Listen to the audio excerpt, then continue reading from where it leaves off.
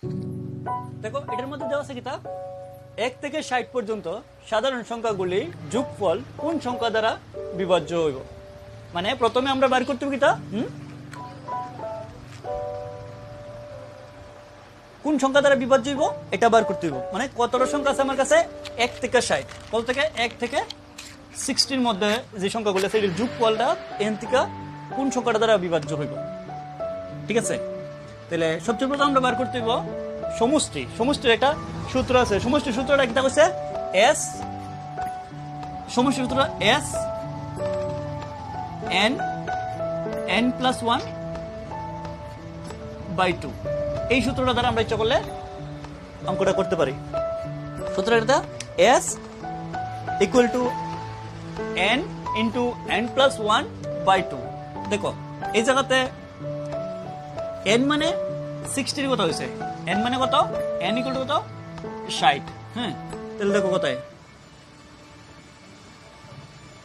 60 into 60 plus 1 by 2, 60 into 61 by 2। ঠিক আছে, তাহলে দেখো যদি গুণ করি কত হয়, এটা 30। যদি গুণ করি দেখো 3 দিয়া প্রথমে করে লাই, লাস্টে 0 রেখে দেয়। দেখো 3 1 jar 3, 3 6 jar 18। এর মানে দেখো 1 থেকে 60 অবধি 60 অবধি যে সংখ্যাগুলি আছে এটার সাম কত হয়েছে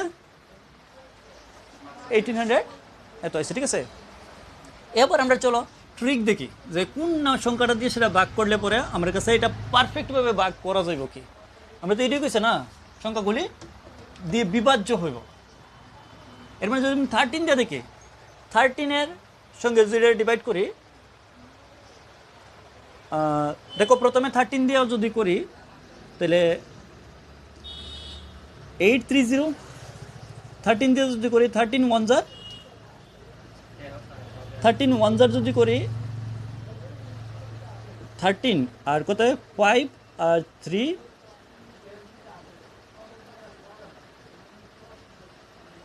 52 আর 1 দিয়ে করলে দেখো 13 4 jar কত হয় 52, তে মাইনাস করলে 0। এর মানে এটা পারফেক্ট জানা 3 দিয়ে 13 দিয়ে। তাহলে এটা আমি কতটা করবো কোনে 59 দিয়ে করবো।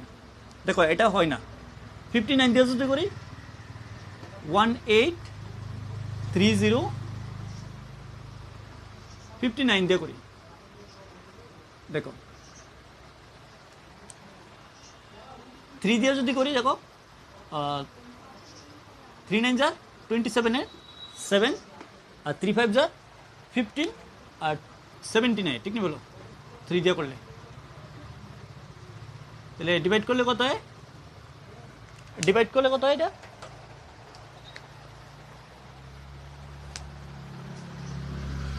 6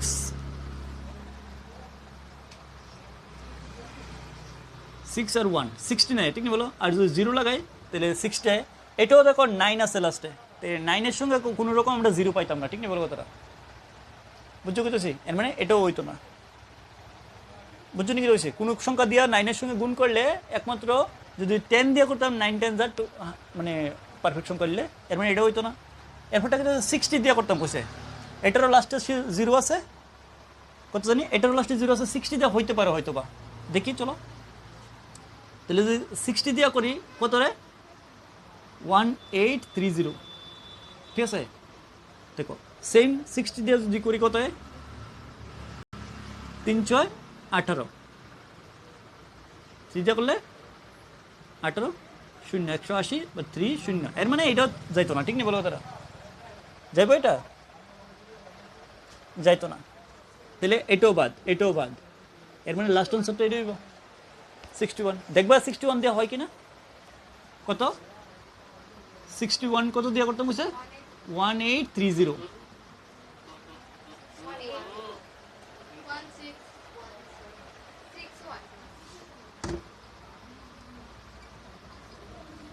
ঠিক আছে, কইলেও কিছু তো না, এটা কইও কিছু তো না, কোনো সমস্যা কি তাই, এটা লেখার ভিতরে কিছু না। দেখো 3 দিয়ে যদি করি কি তাই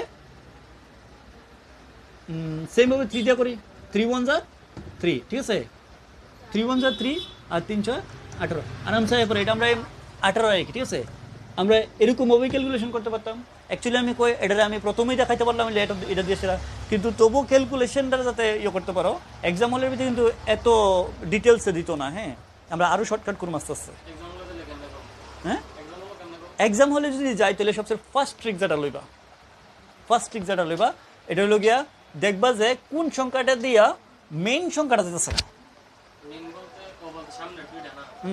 না মেইন সংখ্যা হলো যেমন 183 এটা দিয়া কোনটা জায়গা খালি বাস এটা দেখুন যেমন 61 দিয়া জায়গা বুঝছো বাস কমপ্লিট হয়ে পড়ে বুঝছো কি হয়েছে আর বাকিটি দেখো 60 দিয়া যায় না 30 থাকে মানে 180 আয়ে 59 দিয়া 180 তে কমায় বুঝছো নি ব্যাপারটা ঠিক আছে